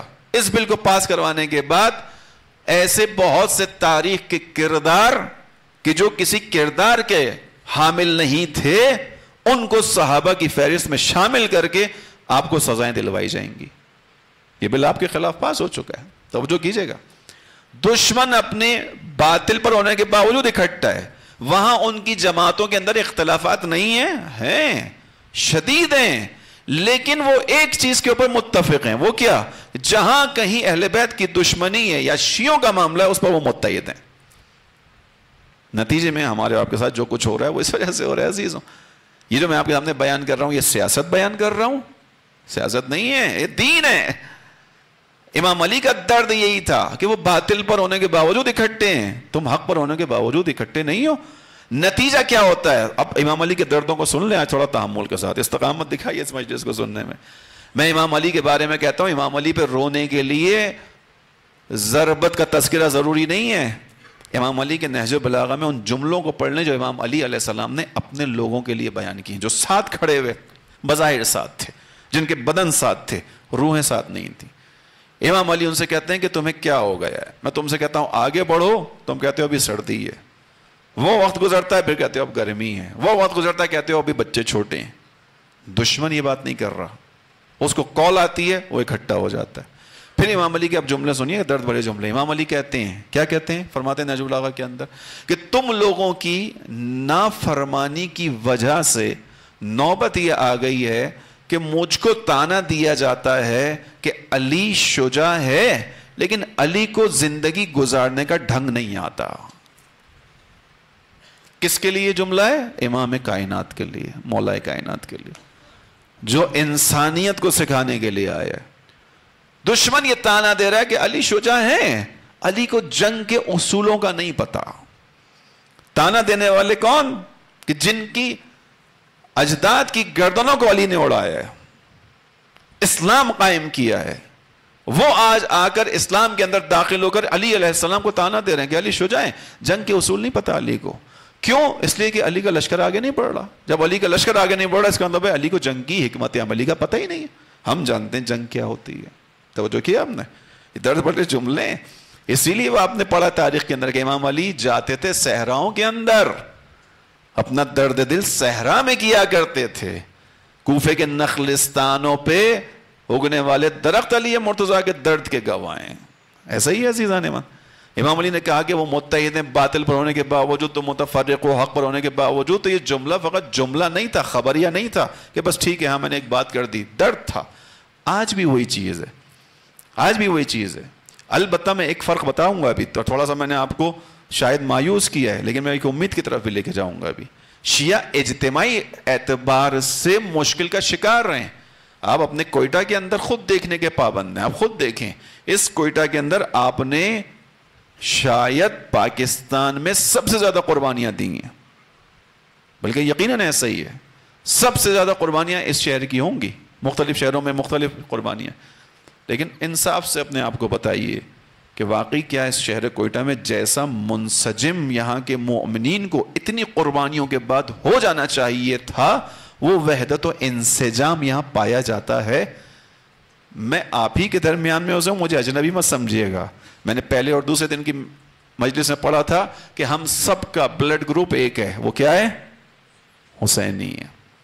ہم سب ایک ہیں، ہمارے درمیان کوئی فرق نہیں ہے، حسینی ہے. ٹھیک ہے، لیکن وہ اتحاد اور وحدت اگر ہو تو آپ کے یہاں اس کی کچھ نتائج ہونے چاہیے تھے. اس کے نتائج کے اندر آپ کا ایک دفاعی انتظام ہونا چاہیے تھا، اس کے اندر آپ کا ایک اقتصادی نظام ہونا چاہیے تھا، اس کے اندر آپ کا تعلیمی نظام ہونا چاہیے تھا. چند ایک مومنین یہاں کوشش کر رہے ہیں، انہوں نے اسکول بنایا ہے، لیکن اس کے اندر بھی تعاون کی شدید کمی نظر آتی ہے. اتنے حالات کے باوجود بھی اگر ہم اکٹھے نہیں ہو پا رہے تو پھر سوچیں یہ وہ درد ہے جو امام زمانہ کا بھی درد ہے. امام نے خود کہا کہ اگر ہمارے شیعہ ہم دل ہو جائیں تو ہمارے ظہور میں تاخیر نہیں ہوگی. یہ تاخیر ہماری وجہ سے عزیزوں. اجتماعی امتحان میں شاید ہم سب کم رہ رہے ہیں، توجہ کیجیے گا. اجتماعی امتحان میں ہم کمی کر رہے ہیں، اس کو تسلیم کیجئے. میں اس کو ہمیشہ اس کو بیان کیا ایک دو جگہوں پر کہ دیکھیں کسی بھی چیز کی اصلاح کے لیے ایک بنیاد ہے. وہ کیا ہے؟ کسی بھی چیز کی اصلاح کرنے سے پہلے آپ کو کسی چیز کو حقیقت پسندی سے دیکھنا ہوتا ہے. یعنی میں اس کو انگلش میں ایسے بیان کروں کہ پہلے کسی چیز کی ریئلائزیشن آتی ہے. ریئلائزیشن جب ہوتی ہے، کوئی چیز ریئلائز کرتا ہے انسان تو اس کی کریکشن کی طرف جاتا ہے. پہلا اسٹیپ ریئلائزیشن ہے، دوسرا کریکشن ہے، اور پھر تیسرا پرفیکشن ہے. پرفیکشن تک پہنچنے کے لیے پہلے اسٹیپ کو طے کرنا ضروری ہے، ریئلائزیشن. ریئلائز کریں کہ ہمارے اندر کوتاہی ہے، ریئلائز کریں کہ ہمیں جیسے مٹھی بن کے رہنا چاہیے تھا ہم نہیں رہ رہے، ریئلائز کریں کہ ہمارے درمیان اختلافات ہیں، ریئلائز کریں، اور اس کے بعد اس کی کریکشن کی طرف جائیں. جب کریکشن ہوگی، وحدت کی چیزیں بنیں گی، آپس میں کمیٹیاں بن جائیں گی، ایک دوسرے کے ساتھ گھل مل جائیں گے، پھر پرفیکشن کی طرف جائیں گے، پھر آپ اسی کوئٹہ میں اتنی شاندار طریقے سے زندگی گزاریں گے جیسے پہلے گزارتے تھے۔ ابھی آپ دیکھیں آپ کو بزنس سے پیچھے کر دیا گیا ہے، آپ کی آبادیوں کو محدود کیا گیا ہے، وہ تمام چیزیں جو آپ کے سامنے، چونکہ ابھی کل کا جو بل پاس ہوا ہے اس پر میں نے یہ بات آپ کے سامنے رکھی کہ ہم اسی طرح تتر بتر رہیں گے، دشمن حاوی ہوتا چلا جائے گا۔ یہ جو بل پاس ہوا ہے اس نے آپ کی پڑھنے والوں کی سانسوں کو روک لیا ہے۔ اب آپ اپنے بچوں کو اپنی تاریخ ممبر سے بتاتے ہوئے گھبرائیں گے، کیوں؟ کیونکہ جب آپ تاریخ بتائیں گے تو جن لوگوں کو انہوں نے اس بلوں کے اندر ہیرو بنا دیا ہے ان کا قصہ آئے گا۔ جب ان کا قصہ آئے گا تو اب پڑھنے والا کیا پڑھے گا؟ وہ پڑھے گا تو اس کے اوپر ایف آئی آر کٹے گی، اور ایف آئی آر کٹوانے میں کسی کو شاید مسئلہ نہ ہو، مشکل وہی ہے کہ چونکہ قوم تتر بتر ہے پیچھے کوئی چھڑانے بھی نہیں آئے گا۔ نتیجہ کیا نکلے گا؟ آپ اپنی تعلیمات سے محروم ہوں گے۔ دشمن بہت سوچ سمجھ کے چال چل رہا ہے۔ آہستہ آہستہ وہ وقت آئے گا کہ آپ اپنے رشیا کی طرح اپنے گھر کے اندر محدود ہو جائیں گے۔ یقین سے جانیے، میں آپ کو کوئی خواب تو نہیں دکھا رہا، حقیقت بتا رہا ہوں۔ ان کی کوشش یہی تھی کہ ان عزاخانوں کو تالا لگوائیں۔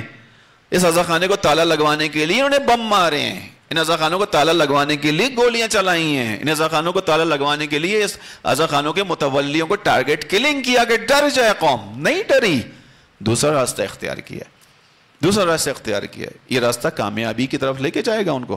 کب؟ جب ہم تتر بتر رہیں گے۔ لیکن اگر ہم اکٹھے ہوں، ہم کہنے کی طاقت رکھتے ہوں کہ بھائی ہمارا دین ہے، ہمارا مذہب ہے، ہمارے اعتقادات ہیں، ہماری نسل ہے، اس کی تربیت ہے، ہماری تعلیم ہے، ہماری اپنی محفل ہے، ہماری اپنی مجلس ہے، ہم اپنی محفل مجلس میں اپنے بچے کو دین سکھائیں گے، کوئی ہمیں نہیں روک سکتا۔ لیکن اگر اتحاد ہوگا تو کر پائیں گے، نہیں ہوگا تو کچھ عرصے بعد آپ دیکھیے پھر کیا ہونے والا ہے۔ اجتماعی امتحان میں ہم ابھی تھوڑا سا پیچھے ہیں عزیزوں، اس کو ریئلائز کریں تاکہ کریکشن کی طرف جائیں، پھر پرفیکشن کی طرف آئیں گے انشاءاللہ۔ اور یہ وہ چیز ہے جس کو ہمیں اور آپ کو کرنا ہے۔ اس کے بارے میں بس ایک آخری آیت آپ کے حوالے کروں اور زحمت تمام کروں۔ سورہ آل عمران اسی چیز کی طرف اشارہ کر رہا ہے، آیت نمبر 209، یا ایھا الذین آمنوا اصبروا وصابروا ورابطوا واتقوا اللہ لعلکم تفلحون۔ آیت نمبر 209 سورہ آل عمران، ذہن میں رکھیے گا۔ اس کو آیت اللہ آغا پناہیان نے اپنی گفتگو میں بیان کیا، تفسیر کے حوالہ دیتے ہوئے، چونکہ میں نے ڈائریکٹ تفسیر میں نہیں دیکھا، ان کی زبانی بیان کر رہا ہوں۔ انہوں نے کہا کہ یہ آیت دوران غیبت اور ظہور کی آیت ہے۔ اس کے اندر خدا کیا بیان کر رہا ہے؟ اے ایمان والو، یا ایھا الذین آمنوا، یا اے ایمان والو، یعنی کون ایمان والو؟ جو اس وقت اس مسجد خاتم الانبیاء میں بیٹھے ہوئے ہو۔ کسی اجنبی کا تذکرہ نہیں ہے۔ شروع کی بات میری تھی نا کہ جب کبھی بھی ایمان کی آیت آئے یہ سوچ کے سننا ہے کہ مجھ سے بات ہو رہی ہے۔ اے ایمان والو، یا ایھا الذین آمنوا اصبروا، صبر سے کام لو، وصابروا، صبر سے کام لو، دونوں میں فرق ابھی بتاتا ہوں، ورابطوا، آپس میں مرتبط رہو۔ پہلے اتنا بیان کر دوں، پہلا صبر یعنی زندگی میں جو بھی مشکل آ رہی ہے اس پہ تحمل رکھو۔ انفرادی زندگی میں تمہیں مشکلات دیکھنی ہے، ان مشکلات پر صبر سے کام لینا، خدا کی رحمت پر، محبت پر بھروسہ رکھنا، اور اس بات پر ایمان رکھنا کہ آزمائش تمہاری ترقی کے لیے، اس پر صبر کرنا۔ اگلا صابرو، صابرو یعنی اجتماعی طور پر تحمل کا مظاہرہ کرنا، ایک پلیٹ فارم پر جمع رہنا، ایک جگہ پر رہنا، اور جب ایک جگہ پہ جمع رہو گے تو چونکہ تم سب کے مزاج مختلف ہیں، جب مزاج مختلف ہیں تو نتیجے میں کیا ہوگا؟ کام کرنے کا سلیقہ بھی مختلف ہوگا، کام کرنے کا سلیقہ بھی مختلف ہو سکتا ہے۔ لیکن جب ایک پلیٹ فارم پہ رہو گے تو کیا کرو؟ صابرو، ایک دوسرے کے معاملے میں صبر سے کام لو۔ اگر کوئی تمہارے مزاج کے مطابق کام نہیں کر رہا لیکن کام حق کا ہی کر رہا ہے تو اس سے کنارہ کش ہو کے بیٹھ نہ جاؤ، اس کے ساتھ کھڑے ہونے کے اندر صبر سے کام لو۔ اپنے مزاج کو کسی جگہ حاوی کرنے کی کوشش مت کرو۔ صابرو، اجتماعی باہم صبر سے کام لو، انفرادی زندگی میں، باہمی زندگی میں صبر سے کام لو۔ ورابطو، آپس میں مرتبط رہو۔ رابطو یعنی اپنی اپنی صلاحیتوں کو ایک پلیٹ فارم پر لے کر آؤ۔ تمہارے درمیان کوئی بینکر بھی ہے، تمہارے درمیان کوئی اقتصاد دان بھی ہے، تمہارے درمیان کوئی ایجوکیشنسٹ بھی ہے، تمہارے درمیان کوئی نظامی بھی ہے، تمہارے درمیان کوئی ڈاکٹر بھی ہے، اپنی یہ جو مختلف صلاحیتیں رابطو، ان کو ایک جگہ لاؤ، ایک لڑی میں پرو، ایک قوم بن کر زندگی گزارو۔ واتقوا اللہ، پر اللہ سے ڈرو، لعلکم تفلحون، شاید تم کامیاب ہو جاؤ۔ یہ آیت آگے پناہین کے مطابق دوران غیبت کبریٰ سے متعلق زیادہ بنتی ہے۔ اس دوران غیبت کبریٰ جب تمہارے زمانے کا امام بظاہر تمہاری نگاہوں کے سامنے نہیں ہے، تم بظاہر اس سے پیغام نہیں لے رہے ہو، تو کیا کرو؟ اپنے اپنے گھروں میں بیٹھ جاؤ، نہیں، اپنی صلاحیتوں کو ملاؤ، اکٹھا کرو، اکٹھے ہو کے چلو، ایک مرکزیت کی طرف آؤ۔ دوران غیبت کبریٰ مرکزیت مرجعیت کا مرکز ہے۔ وقت ختم ہو گیا، اس پہ بات اب نہیں کر پاؤں گا۔ اس وقت جو دشمن نے، یعنی ایک تو باہر کا دشمن ہے جس نے ان بلوں کے ذریعے سے ہماری زندگی اجیرن بنانا شروع کی ہے۔ سمجھیے گا، آخری چند نکات، اضافی وقت کا انتہائی معذرت چاہتا ہوں اضافی وقت لینے پر۔ دشمن باہر کا، حملے، دھمکی، دوز، قتل اور یہ بل، اس کے ذریعے سے مشکل۔ اندرونی دشمن جو تمہاری مرکزیت ہے اس پر حملہ۔ اس دوران غیبت کبریٰ جو تمہاری مرکزیت ہے وہ مرجعیت ہے۔ اس دوران غیبت کبریٰ میں جو تم نے جتنی بھی ترقی کی ہے وہ مرجعیت کی بنیاد پہ کی۔ میں نے کہا تھا نا، میں آخری میں جا کے تھوڑا مثبت چیز بھی دکھاؤں گا، اسے منفی نہیں ہے، مثبت بھی ہے، ہاں کوتاہی ہے، اس کو پہلے باور کرنا ضروری تھا۔ اب آئیے دیکھیے کہ وہی ائمہ علیہ السلام کے زمانے میں جو اجتماعی لوگوں کا کردار نہیں تھا، الحمدللہ اب وہ اجتماعی کردار تشیع کا ابھرنا شروع ہوا ہے۔ اب وہ شروع ہوا ہے۔ پہلے زمانے کے لوگوں نے مال سے مدد کی، امام کی جانوں سے مدد نہیں کر پائے۔ اس انقلاب اسلامی ایران کے بعد تشیع نے اتنا شعور پیدا کیا کہ ایک فقیہ کی کال پر ماؤں نے اپنی بچوں کی، اپنی آغوش کے بچوں کو دینا شروع کیا کہ اگر اسلام کا بقا میرے بچے کی قربانی کے ذریعے سے، میرے بچہ قربان ہونے پہ تیار ہے، یہ اسلام باقی رہ جائے۔ یہ اجتماعی ترقی ہوئی ہے اب تشیع کی پوری دنیا میں، آہستہ آہستہ آپ دیکھیں ہونا شروع ہوئی ہے۔ ایسا ہی ہے، امام کے نام پر لوگ نہیں نکلے جانوں کو قربان کرنے، نائب ہی نہیں امام، وہ بھی نائب بھی کون سا؟ جو نائب عام ہے، خاص نہیں، نومینیٹڈ نہیں ہے، یعنی اس وقت جو نیابت ہے نومینیشن والی تو نہیں ہے، صفات والی ہے، خصوصیات والی ہے۔ 4 نائبین خاص، اس کے بعد تو عموم شروع ہو گیا۔ امام خمینی نے انقلاب کیا، ماں نے اپنے بچوں کو قربان کیا۔ ایک ماں کا تذکرہ اب 1-2 واقعات آپ کے سامنے بیان کر دوں ایمان کی تجلی کے لیے۔ انقلاب کے زمانے کی بات ہے، ایک ماں، اس کے 4 بچے جنگ پر گئے، 4 بچے تھے، 4 بچے جنگ پہ چلے گئے۔ پہلے بچے کا جنازہ آیا، محلے والے سب جمع ہیں، رو رہے ہیں، خاتون انتہائی اطمینان کے ساتھ کھڑی، لوگ کہہ رہے ہیں رو لو، بچے کا جنازہ ہے، کہتے ہیں نہیں، شہدائے کربلا کی ماؤں سے سبق سیکھا ہے میں نے، ان ماؤں نے اپنے بچوں کو اسلام پہ قربان کیا تھا، اسلام کی جنگ ہے، امام زمانہ کے ظہور کی جنگ ہے، یقین کے ساتھ لڑے۔ دوسرے بچے کا جنازہ آیا، نہیں روئی، تیسرے کا آیا، نہیں روئی، چوتھے کا آیا، اب بلک بلک کے رونے لگی، پھوٹ پھوٹ کے رونے لگی۔ جو اطراف میں لوگ کھڑے تھے وہ سمجھے کہ رونا بنتا ہے اب اس کا۔ 4 بچے تھے، چاروں شہید ہو گئے۔ 3 بچوں کے شہید ہونے پہ اس لیے نہیں روئی کہ اس کو ایک امید ہوگی کہ بھائی ابھی ایک بچہ زندہ ہے، چلو وہ شاید آ جائے گا، اس کے ساتھ زندگی گزاروں گی، لیکن اب تو یہ چوتھا بچہ بھی گیا، وہ جو امید تھی وہ ختم۔ یہ لوگ سوچ رہے ہیں، آپس میں باتیں کر رہے ہیں، اس نے سن لیا، کہا تم کیا کہہ رہے ہو؟ کہا ہم یہی سوچ رہے ہیں کہ تم ظاہر ہے اس لیے آج رو رہی ہو، 3 بچوں پہ نہیں روئی تم، چوتھے پہ رو رہی ہو، 3 پر تم نے ہمیشہ شکر کیا، آج تم پھوٹ پھوٹ کے رو رہی ہو، تو ہمیں یہ لگ رہا ہے کہ تم اس لیے رو رہی ہو کہ اب چوتھا بچہ نہیں بچا، تمہاری ایک اگر امید تھی اس سے وہ ختم ہو گئی۔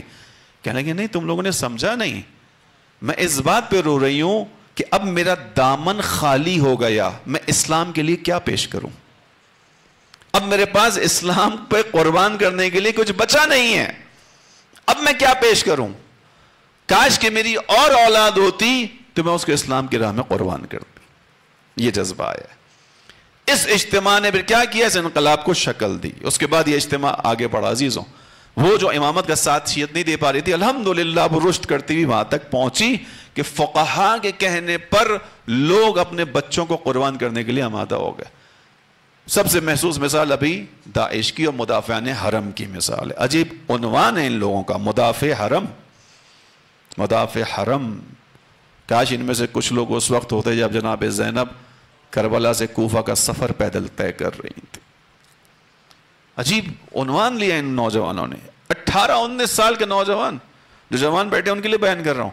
ان مدافعین حرم میں عزیزوں وہ جوان نہیں گئے کہ جن کے پاس کچھ نہیں تھا کرنے کو، ہزاروں نوجوانوں کی داستانیں بیان کی جا سکتی ہیں، وقت نہیں ہے، ایک کا تذکرہ کر دیتا ہوں. لبنان کا احمد مشلب، سنا ہوگا نام. لبنان کا انتہائی وجیح الشکل نوجوان احمد مشلب، سرچ کرنا مل جائے گا نیٹ پر.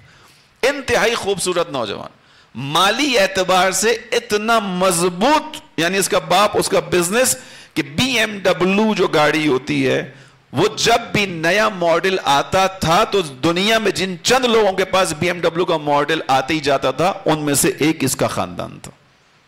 اس کی اپنی پرسنل بی ایم ڈبلو ہوتی تھی. لیٹسٹ ماڈل جو آتا تھا وہ اس کے پاس ہوتا تھا. زندگی کی ہر چیز اس کے پاس تھی، ہر چیز پر. ایسا نہیں تھا محروم تھا چلا گیا، نہیں، ہر چیز پاس تھی. لیکن جب اس نے دیکھا کہ جناب زینب کے حرم سے پھر آواز اٹھ رہی ہے، اس کے ذہن میں آیا ہم تو زندگی گزر گئی یا لیتنا کہتے کہتے، یا لیتنا کننا معکم، یا لیتنا کننا معکم، کاش ہوتے ہم تمہارے ساتھ. آج آواز اٹھ رہی ہے. اس نے کہا آج موقع ہے اس آواز پر لبیک کہنے کا. ایک مثال نہیں ہے، ایسی ہزاروں مثالیں. ٹھیک ہے. اب شیعت الحمدللہ اجتماعی طور پر یہاں تک پہنچی کہ نہ فقط امام معصوم نہیں ہے، ابھی جو نائبین عام ہیں انہوں نے فتویٰ دیا. آیت اللہ خامنائی نے فتویٰ دیا، آیت اللہ سیستانی نے فتویٰ دیا، حرم کا دفاع واجب ہے. یہ جو داعش بنی اس کے خلاف قیام واجب ہے. پوری دنیا سے عزیزوں، اگر ادھر ناپاک لوگوں کو جمع کر کے دنیا سے لشکر بنا تھا، اس کے مقابلے پہ پوری دنیا سے پاکیزہ نوجوانوں کا لشکر بنا مدافعین حرم کے نام سے. اس چیز کو آپ نے بھی دیکھا، اس چیز کو دشمن نے بھی دیکھا. آپ کی آج اس طاقت کے پیچھے، یعنی جس لشکر میں پہلے مجلس میں پڑھ چکا، ریپیٹیشن نہیں کرنا چاہتا، بور نہیں کرنا چاہتا آپ کو، جو چند لوگ نئے ہیں ان کے لیے بیان کر رہا ہوں کہ اس کو بنانے والے افراد خود کہہ رہے تھے کہ اگر ہم اس کو اب ختم کرنا چاہیں داعش کو 20 سال لگیں گے. اتنا پھیلاؤ ہے اس کا، اتنا اس کا اثر آ گیا، اتنے علاقوں میں ان کی حکومتیں قائم ہو گئیں. بنانے والے کہہ رہے تھے 20 سال لگیں گے، لیکن مدافعین حرم نے، ان پاکیزہ نوجوانوں نے، امام زمانہ کے نام پر جمع ہونے والے سپاہیوں نے 3 سال کے عرصے میں ان کے وجود کو مٹا دیا. ٹھیک ہے. یہ شیعہ کا اجتماعی رشد ہے، الحمدللہ نظر آ رہا ہے اب ہمیں. یہ شیعہ کا اجتماعی رشد ہے. فقہا کے کہنے پر سب آ گئے، فقہا کے کہنے پر. اس کے اوپر آپ کو ایک مثال میں نے ایران کی دی، ایک ابھی اسی مدافعین حرم کے سن لیں، زحمت تمام کروں آپ کی. جہاں جب مدافعین حرم کا سلسلہ شروع ہوا، رجسٹریشن کا ایک آفس قائم ہوا، ادھر ایک اصول بنایا گیا. کیا بنایا اصول؟ کہ جس کے گھر میں ایک لڑکا ہوگا، یعنی جن ماں باپ کا ایک لڑکا ہوگا، اسے جنگ پہ نہیں جانے دیں گے. کیوں نہیں جانے دیں گے؟ وجہ بہت واضح. ماں باپ کا ایک بیٹا ہے، بوڑھے ماں باپ ہیں، تو اگر یہ بھی چلا گیا، شہید ہو گیا، تو پھر اس کی ماں باپ کی زندگی مشکل میں آ جائے گی.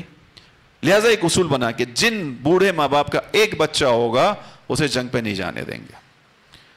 اب ایک کمانڈر جو وہاں بیٹھا ہوا رجسٹریشن کے لیے موجود تھا، وہ نقل کرتا ہے کہ میں بیٹھا ہوا تھا آفس کے اندر بغداد میں، تو ایک بوڑھا مرد اور اس کے ساتھ بوڑھی عورت چلتے ہوئے دفتر میں داخل ہوئے. داخل ہونے کے بعد میں نے بٹھایا، میں نے کہا خیریت، آپ یہاں کیسے؟ یہاں تو جوان رجسٹریشن کے لیے آ رہے ہیں. انہوں نے آنے کے بعد کہا کہ ہم تم سے ایک شکایت کرنے آئے. کہا کس چیز کی شکایت؟ کہا شکایت یہ ہے کہ تم لوگوں نے ہم لوگوں کو اہل بیت کی نصرت اور مدد سے محروم کر دیا. کہنے لگے کیسے ہم نے محروم کیا؟ کہا ہمارا ایک بیٹا ہے، ہمارے پاس ایک اولاد ہے، وہ ایک بیٹا ہے، ہم نے اس کو بھیجا کہ جاؤ اپنا نام لکھواؤ، حرم کے دفاع کے لیے جاؤ. اس نے آگے بتایا کہ اس کا نام نہیں لکھا جا رہا. تم لوگوں نے یہ اصول بنایا ہے، اس اصول کے تحت ہم محروم ہو رہے ہیں، ہم تمہاری قیامت میں شکایت کریں گے جناب فاطمہ کے سامنے. اس نے کہا میں سمجھانے کی کوشش کی کہ آپ کی وجہ سے یہ اصول اس لیے بنایا ہے، اس لیے قانون بنایا گیا ہے. انہوں نے کہا تم ہمیں بچانا چاہتے ہو، ہمیں بچانے کی خاطر ہماری اولاد کو رکھنا چاہتے ہو، اور وہ جو جناب زینب کا حرم گرنے کے نزدیک ہے اس کا کون محافظ ہے؟ یہ میں حقائق بتا رہا ہوں آپ کو، کتابی داستان نہیں سنا رہا، حقائق. ان جیسے ماں باپ نے مجبور کیا کہ ان لوگوں نے اس اصول کو واپس لیا. ٹھیک ہے، جو جانا چاہتا ہے بسم اللہ چلا جائے. لرزتے ہوئے ہاتھوں کے ساتھ یہ ماں باپ آئے بوڑھاپے کے ساتھ، کہا ہم تیار ہیں اپنے بچے کو دینے پہ. بس توجہ کیجئے گا عزیزوں، الحمدللہ کہ شیعہ نسبتاً بہتر جگہ پر آئی ہے، لیکن آیا ہر جگہ کی شیعت آئی ہے؟ یہ ایک کوسچن تھا. پاکستان کے اندر ابھی ہم اس معاملے میں تھوڑا پیچھے رہ گئے. ہماری آپس کی ہمدلی، ہمدردی، وحدت، اتحاد، انسجام، یہ مرحلہ طے نہیں ہوا، اس لیے ہمارا دشمن ہم پر حاوی آتا جا رہا ہے. اس کا ہر شخص ذمہ دار ہے اور ہر شخص نے اس مرحلے کو طے کرنا ہے. آیت کو دوبارہ دہراؤں، یا ایھا الذین آمنوا، اے صاحبان ایمان، اصبروا، सब्र करो, वसाबिरु बाहमी सब्र करो, वराबितु अपनी सलाहियतों को एक प्लेटफॉर्म पर लेकर आओ, कौम बनो, नेशन बनो, वत्तकुल्लाह अल्लाह से डरो, लअल्लकुम तुफ्लिहून शायद तुम कामयाब हो जाओ।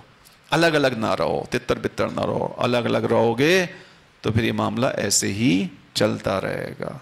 इकट्ठे होकर आओगे, वहदत के साथ आओगे, हमदिली के साथ आओगे तो फिर 72 भी होगे तो दुश्मन पर गालिब आ जाओगे। अगर 72 के दिल में वहदत और हमदिली होगी तो फिर 6 महीने का बच्चा भी बड़ा कारगर होगा तुम्हारा। फिर 6 महीने के बच्चे के अंदर भी वो ताकत होगी कि जो दुश्मन के बड़े बड़े लोगों को रुला देगा। खुद तीर खाकर मुस्कुराएगा और दुश्मन रोएगा। बस अजीजों, इस रास्ते में इस्तिकामत दिखानी है। इस्तिकामत का सबक अगर सीखना हो तो इस्तिकामत के अंदर जनाब ज़ैनब से बड़ा नाम किसी का भी नहीं है। सैयद सज्जाद और जनाब ज़ैनब। बस आखिरी मजलिस है, चंद जुमले आपके सामने। इस्तिकामत ज़ैनब का नाम है, कूहे सब्र का नाम है जनाब ज़ैनब। अजीजों, वो बहन के जिसने अपने निकाह में एक शर्त रखी कि जब भी हुसैन मदीना छोड़ेगा मैं मदीने से निकल जाऊंगी, साथ जाऊंगी। जब जनाब ज़ैनब के जाने का, इमाम हुसैन के जाने का वक्त आया, आज बस दिल किया कि जनाब ज़ैनब का थोड़ा तज़किरा हो, चूंकि उन्वान उनका अच्छा लग रहा है आज इस्तिकामत के उन्वान से।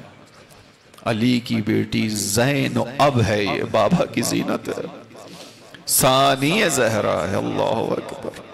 अज़ीज़, जनाब ज़ैनब के मसाइब में क्या पढ़े इंसान। ये वो हस्ती है कि जिसने अपने माँ के पहलू को शिकस्ता देखा है। बस मुझे इजाजत है, मैं ऐसे आहिस्ता आहिस्ता पढ़ता रहूं, आप आहिस्ता आहिस्ता सुनकर रोइए बुलंद आवाज से कि ज़ैनब का तज़किरा है। 18 जवानाने बनी हाशिम की बहन का नाम है ज़ैनब। अब्बास अलमदार की बहन का नाम है ज़ैनब। जनाब ज़ैनब की मुसीबतों का आगाज कहां से अजीजों? जनाब ज़ैनब की मुसीबतों का आगाज वहां से है कि जनाब सैयदा की आवाज जब आई ना दरवाजे और दीवार के दरमियान, या फिज़्ज़ा तो खुज़ीनी, फिज़्ज़ा मेरे हाथ को थाम के मेरा मोहसिन शहीद हो गया। अब माँ के साथ जो हर वक्त रहने वाली हस्ती है वो कौन है? ज़ैनब है। माँ को देख रही है, उठते बैठते हुए माँ का हाथ पहलू के ऊपर होता है, शिकस्ता पसलियां। जनाब ज़ैनब ने और क्या देखा? जनाब ज़ैनब ने 19 रमजान 40 हिजरी की सुबह को वो मंजर भी देखा कि बाबा के सर पे ज़रबत लगी, सर शिकाफ्ता हुआ, खून बहता हुआ बाबा के चेहरे पर आ गया। ये जनाब ज़ैनब है अजीजों। इनके बारे में बयान हुआ और रहबर ने मसाइब में पढ़ा कि इमाम अली अलैहिस्सलाम सबको सब्र की तालकीन कर रहे हैं। जब इमाम का आखिरी वक्त आ रहा है, इमाम हसन को रोता हुआ देख रहे हैं, कहते हैं बेटा हसन सब्र से काम लो। इमाम हुसैन को रोता हुआ देख रहे हैं, कहते हैं हुसैन तुम्हारा रोना ज़हरा से बर्दाश्त नहीं होता था, तहम्मुल से काम लो। रहबर ने कहा लेकिन जैसे ही जनाब ज़ैनब सामने आई ना, आखिरी लम्हात इमाम अली के, और जनाब ज़ैनब को रोता हुआ देखा तो अली ने सब्र की तलकीन नहीं की, अली ने खुद रोना शुरू कर दिया। इमाम अली ने खुद बुलंद आवाज से चिल्ला के रोना शुरू कर दिया। खुदा जाने अली की निगाहों में क्या मंजर गुजरा,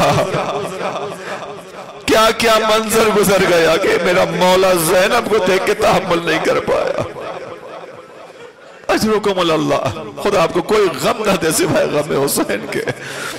अजीज, जनाब ज़ैनब ने वो मंजर भी देखा ना, जब अपने भाई को घर में कफन पहनाया, कफन पहनाने के बाद अलविदा किया, अलविदा करने के बाद ये तवक्को की कि अब भाई जाएगा नाना के पहलू में या बकी में दफन होगा, मगर इन्हीं जनाब ज़ैनब ने वो मंजर भी देखा कि भाई का जनाजा वापस घर में आ गया। अजीजों, किसी गरीब इंसान का जनाजा भी एक बार घर से निकल जाए वापस नहीं आता। ये गरीब ज़हरा है जिसका जनाजा जाकर वापस आया है। काश जैसा गया वैसे ही आ जाता। अब जनाजा वापस आया तो तीरों के अंदर सफेद कफन सुर्ख में बदल चुका। यकीनन आप भी इसको महसूस करते हैं कि जब भाई के सराने ज़ैनब बैठी होंगी तो जिस्म से तीरों को निकालने में हुसैन की मदद तो की होगी ना। मैं कहूँगा जनाब ज़ैनब शायद खुदा एक बड़े इम्तिहान के लिए आमादा कर रहा है। एक भाई के जिस्म में तीर पे वस है, अभी निकाल रही है, अगले भाई को तीरों में मौलक देखेंगी। इतने तीर जिस्म पे होंगे हुसैन के कि کہ نکالے نہ جائیں گے۔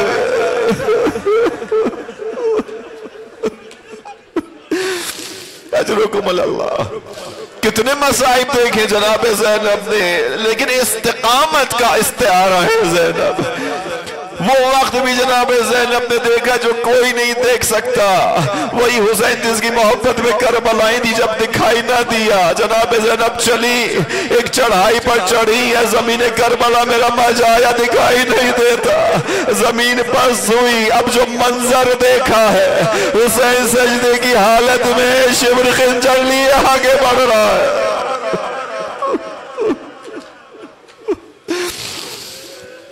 یہ منظر بھی جناب زینب نے دیکھا، مگر زینب ٹوٹی نہیں، زینب میں شکست نہ آئی، استقامت ہے۔ اسی لیے تو علی کی زینت ہے زینب۔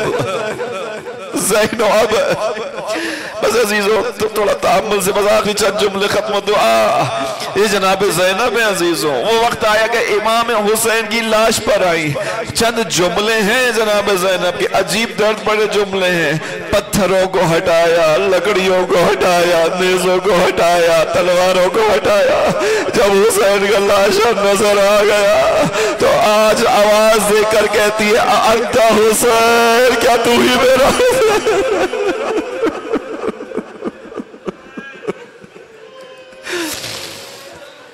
تو ایسا نہ تھا میرے بھائی۔ پھر اسی لاش کے نیچے ہاتھ رکھا، ربنا تقبل منا ھذا القربان، خدایا اس قربانی کو ہم سے قبول فرما۔ یہ جناب زینب کی استقامت ہے عزیزوں۔ اب کربلا کے بعد سفر شروع ہوا، پورا راستہ جناب زینب نے استقامت دکھائی ہے۔ اب استقامت دکھاتے ہوئے، تازیانے کھاتے ہوئے، کربلا سے کوفہ، کوفہ سے شام۔ اے غیرت مندو، اے گھروں میں وہ بہنوں بیویوں کو رکھنے والوں جن کے سروں میں ردا ہوتی ہے، اگر باہر آپ کو پتا ہو کہ بدماشوں کا، رذیل لوگوں کا کوئی گروہ آیا ہوا ہے، آپ اپنی ماں بہنوں کو باہر نہیں بھیجتے۔ آپ کو معلوم ہے کہ ان کی نگاہ پاک نہیں ہے، آپ اپنے گھر کی خواتین کو گھروں میں بٹھاتے ہو۔ وہ وقت بھی زینب نے دیکھا دربار کے باہر کھڑی ہوئی ہے، زینب کے قدموں میں اب گویا چلنے کی طاقت نہیں ہے، اور کیسے داخل ہو؟ سامنے 700 کرسی نشین بیٹھے ہیں، یزید نشے میں مست ہے، زینب کے سر میں ردا نہیں ہے، مگر زینب استقامت کا نام ہے۔ ارے یزید اپنے تخت پر مست بیٹھا ہوا ہے، اشارہ کر کے کہتا ہے یہ خاتون کون ہے؟ ارے کہنے والا کہتا ہے یہ زینب ہے، علی کی بیٹی۔ اسی اسنا میں ایک لعین اٹھتا ہے، چھوٹی سی بچی کے پاس آگے جا کر یزید سے کہتا ہے اے یزید یہ بچی مجھے کنیزی میں دے دے۔ بچی طرف جاتی ہے، پھوپھی اماں ارے تماشے کھا لیے، تازیانے کھا لیے، ننگے پاؤں چل لیے، اب کیا کنیزی میں بھی جائیں گے؟ اجرکم اللہ۔ ارے زینب ڈٹ گئی، ہاں سر پر ردا نہیں ہے، ہاتھوں میں رسن بندھی ہے، مگر علی کی بیٹی ہے، عباس کی بہن ہے، ارے مجال ہے جو ہم میں سے کسی کو کنیز بنا سکے۔ بس اجرکم اللہ، بس اجرکم اللہ۔ انہی روتی ہوئی آنکھوں میں زمانے کے امام کے ظہور کو مانگ لو مومنو، زینب کے دردوں کو یاد کرتے ہوئے زمانے کے امام کو مانگ لو۔ بس آخری چند جملے، جناب زینب نے ہر جگہ استقامت دکھائی، مگر ایک ایسا وقت آیا جب رہائی کا وقت آیا تھا نا۔ بس عزیزو اب یہ کہا گیا، جناب زینب سے سید سجاد نے پوچھا، ماں جناب سید سجاد نے کہا پھوپھی اماں رہائی کا وقت آ گیا، چلنے کے لیے کیا حکم ہے؟ جناب زینب نے کہا بیٹا پہلے ہم مجلس کریں گے، پہلے ایک گھر الگ سے لو، ہم نے اپنے ماں غریبوں کا ماتم نہیں کیا۔ خلاصہ عزیزو مجلس کے لیے گھر مہیا کیا گیا، سر آنا شروع ہوئے، اور ایک ایک کر کے سر آگے آتا جاتا ہے، بی بی آگے بڑھ کے سروں کو لیتی جاتی ہے۔ 2 سر آئے مگر دیکھا کہ کوئی آگے نہ بڑھا، لانے والے نے پوچھا کیا ان بچوں کی ماں مر گئی ہے؟ ان بچوں کی ماں اس خاولے میں نہیں ہے۔ کسی نے کہا ایسا نہ کہے، جس کی آغوش میں علی اکبر کا سر ہے، وہی ان بچوں کی ماں ہے۔ اور زینب نے اتنا تحمل دکھایا، استقامت دکھائی، بس وہ وقت آیا رہا ہو کے مدینہ پہنچی۔